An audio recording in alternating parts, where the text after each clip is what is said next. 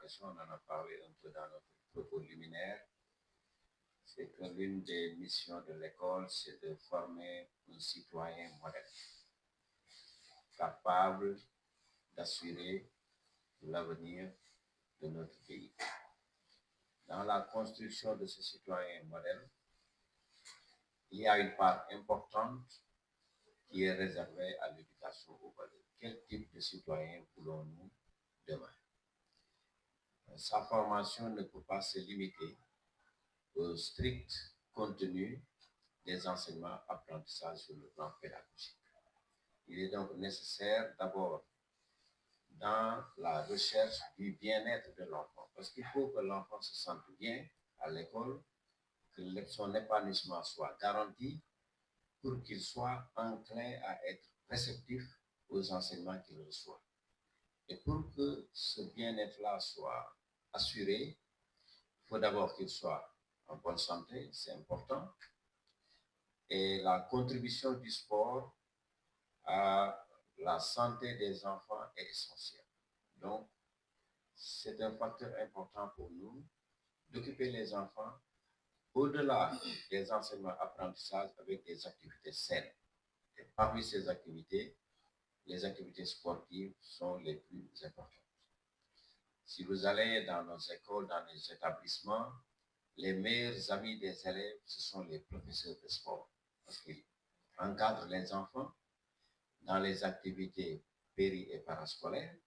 Ils encadrent même les activités des gouvernements scolaires, c'est-à-dire les enfants sont réceptifs à ces éducateurs.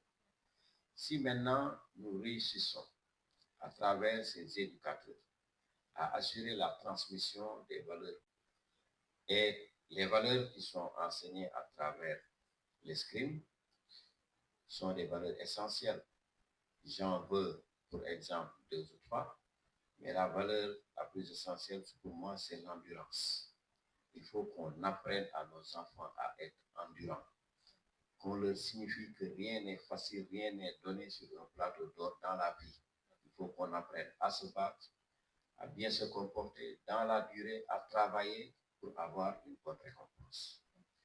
Les autres aspects sont liés au plan technique, comme l'expert est là.